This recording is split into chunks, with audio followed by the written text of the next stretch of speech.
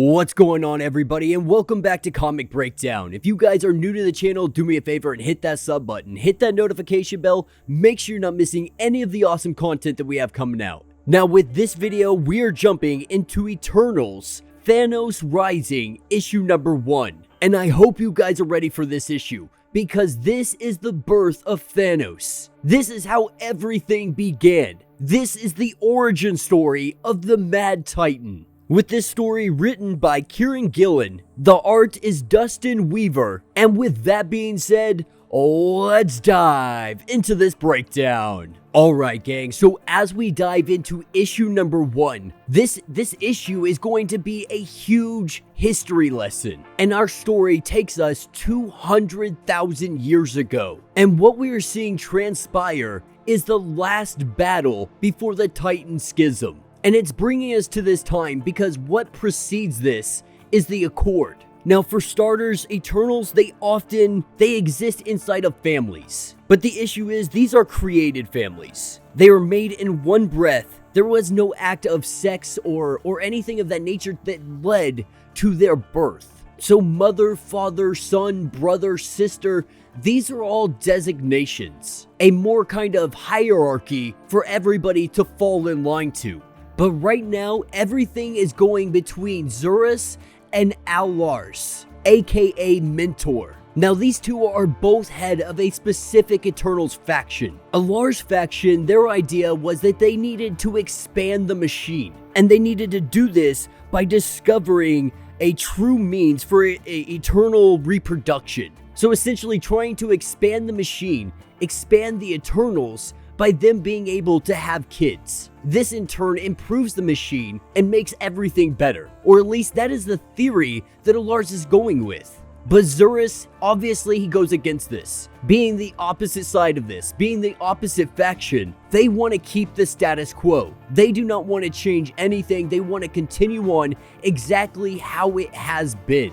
And this argument is what escalated into a war. And dropping us right into this war, this is where we're picking up with Icarus, Phastos, we're picking up with Mentor, aka Al-Lars. We have all of these Eternals. This is the Al-Lars faction. And right now, they are in the middle of battle. Not only that, it appears that they're about to lose this fight. Icarus already dying 7 times, barely being able to make it out after he resurrected for the 8th time. But as Icarus comes on board, this is when they spot something on his back, because somebody piggybacked on. Somebody made their way into this facility, and that somebody is tiny little Sprite. And Sprite has come to deliver a message. Now, Sprite is going against them simply because Sprite, over time, Sprite gets more and more angry with everything. Now, this specific instance, Sprite is gotten to the point where she's going against Icarus. And that's because she doesn't want anybody to be able to change. If she is stuck in her adolescent form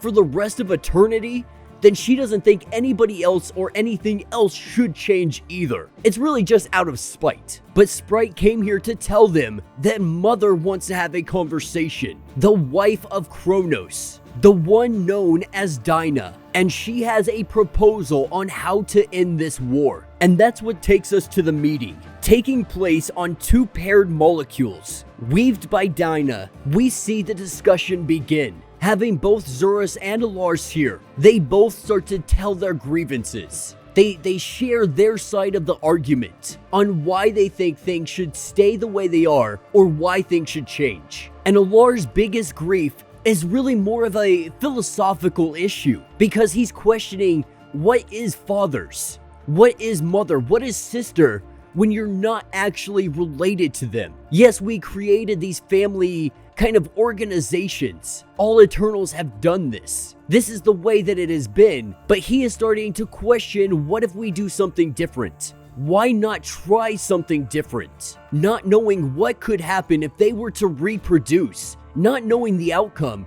he truly does want to find out. But these are the same arguments that have been regurgitated over and over again. These are the same things that led to the war in the first place. Neither of them being able to agree with one another. I think Zurus' biggest argument, and one of the most compelling for this, is he's worried about the machine. If the machine breaks down, everything breaks down. Earth stops existing. And they've tried talking to the Celestials. They've tried reaching out to them and asking these questions, but the Celestials have not answered them. And so they are left to their own discretion. They have to figure this out on their own. And Lars, he really has a good point when he brings up the fact that the Celestials, they did give them very limited guidance. But that's not necessarily a bad thing, because their prime objective is to protect the machine. And the machine is best protected when it's improved on. And so what better way to improve the machine than by expanding it and opening it up to every single Eternal that is out there. Not only that, let's try to figure out how Eternals may be able to procreate. Now, with them two really, not getting anywhere, with them reaching an impasse, this is where Mother chimes in and lets them know that she has peered into the future. She has seen exactly when transpires.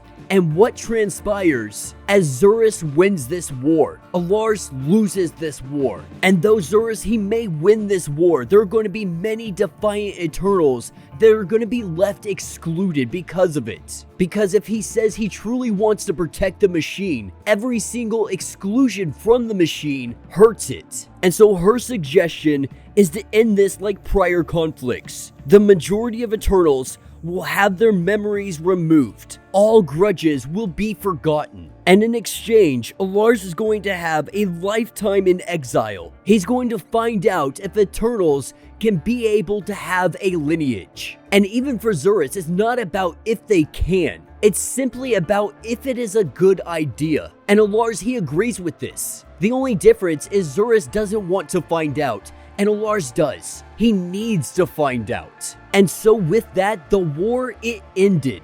And we see the majority of the Eternals getting their minds swiped. Icarus and Sprite waking up with absolutely no grudges between the two. Not really sure what happened, not sure what's going on. This is a regular routine for them almost. The good old reset for them, bringing them back to square one. And with all of this happening, Alars makes his exit. Leaving Earth, the machine has no idea his whereabouts for thousands of years. Completely disconnected from him. With him in exile for all of this time, he went out to see if he could spawn that eternal life. And she only got caught up on what happened after they returned back to Earth. And that is what's going to take us to the planet Titan. And we have Alars now going by Mentor, changing his name to really give new direction and new purpose to what he is doing. But on Titan, he is looking for Sui-san. Now with the war ending, her faction had been defeated. And with this defeat, those that were left surviving on Earth, they all escaped. And most of her comrades, they've already died at this point. They ended up dying and the machine rebooted them and put them back on Earth. Memories wiped, having no recollection of anything that happened. And he came seeking her out because her motive for fighting, it wasn't anger, it wasn't trying to kill the enemy, it was because of love. And that is exactly what he is looking for. He is looking for somebody that believes in love. Now she immediately picks up that he's hinting at maybe trying to do something, have a relationship or anything like that. And of course he pumps the brakes. He's like, I'm not looking for that. Not just yet anyway. But what I do want to do is build you up. I want to build you up and I want to build Titan up. A place now reduced to absolutely nothing. We could build this up, we could start something completely new here. And so these two, they hoped. And Titan, it blossomed and it grew with a whole populace of people. Aliens, clones, constructs, everything was accepted here. With eternal biological technology written into its very cells. And eventually, these two, they grew to love one another. But in all of this time, even with their love growing, there was no way for them to conceive a child. And so he goes to his father. He goes to Kronos. And after all of Alar's studies, after all of Mentor's studies, he still can't do it. He cannot bridge that gap to create life. And so he asks Kronos for any kind of help, to just help him conceive a child. Kronos telling him that this is going to be a mistake, that this is a bad idea, but he doesn't listen. Kronos agreeing to do this for him, but only under the condition that the two get wed. And so they had a ceremony. With Kronos officiating, he gives them the bands, the quantum bands. And these were the key. These rings are the bridge. As long as these two continue to wear this ring, it gives them the ability to procreate. It gives them the ability to create life of their own. And with them two now being bonded together, Kronos gives them one last gift, letting them know that their child is going to be a boy. And that's what leads us to the birth of Thanos. After seeing him come out, she did not love him. Seeing what they created, she could not deal with it. She did not love this thing at all, and her son did not love her back. And the machine knows all of this because she woke up in the exclusion, screaming and telling the entire story. Because when Thanos' nature became too undeniable, Mentor took it to try to return the rings, to try to give them back to Kronos. And Mentor continued on his work, trying to find a good way to make good with what he's done wrong. But while he studied, while he tried to figure out how to make good on all of this, his son came to find him. And he killed him. With Mentor now being dead, he wakes up at the exclusion, and he is met by Icarus and Thena. Now, his failure, it is obviously clear to everybody here, but he is going to end this accord right here. Icarus asking him plain and simple to formally report on his experiments. And his report is that Eternals should not breed. And Mentor is now officially excluded. And he tries to plead, he tries to beg and stay here. He doesn't want to leave. Obviously, nobody wants to be stuck in purgatory, essentially, for all of eternity. But the Unimind, they're not worried so much about his ideas. The problem is his nature. He could breed another Thanos. He could be forced into breeding. And so with him being excluded, Icarus lets him know that Suisan is really right next door, because she is excluded as well. But her last words, the last thing that Icarus says to him before he closes the door, is that her last message to him was that they never should have met, and even better, they should have never existed in the first place. And with that, he goes into complete darkness. But this doesn't last long, because Zurus, he had something special done. In this complete darkness, he is surrounded by an infinite resolution screen. Now this screen, it's very unique because every time Thanos kills somebody, a little pixelated box shows up shining bright, signifying that he has killed one person. And Mentor's eyes, they seared out within the first freaking week. And so as it stands, they currently remain at the exclusion, and they're going to be kept here as long as the Earth exists. And that is the very thing about it. Because, for example, if Thanos were ever to find out that he could destroy the womb that bore him, would also mean the destruction of the entire planet. And that is where this issue will end. So let me know what you guys think down in the comments. I think this is absolutely wonderful. What a great time to be putting this out. You know, we have the Eternals coming up in December, and I'm really hoping that Thanos is there in some way or some shape or form. Because like Icarus has said in the comics, Thanos has always been a Eternals issue. He's always been an Eternals bad guy. And so it's their responsibility to try to pick up things. Now the Celestials told them not to interfere when everything was going on, but that doesn't mean that we can't have flashbacks showing the tons and tons of years that are unaccounted for, from his birth to the very day he lived. Now the MCU is definitely a little different, his home planet's a little different, but still, I would love to see a live action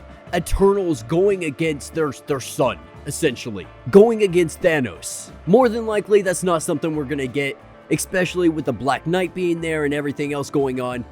But for this comic, it is absolutely wonderful. You know, it's a great way to get a quick history lesson without having to dive through pages and pages and pages and pages and pages of things. It's really a great summary, and I'm looking forward to learning so much more about what they're going to be bringing forward. But yeah, let me know what you guys think down in the comments. How are you liking this line? Did you enjoy the artwork? Do you like the story? And if you haven't yet, do me a favor, hit that sub button, hit that notification bell, make sure you're not missing any of the awesome content that we have coming out, and until the next breakdown.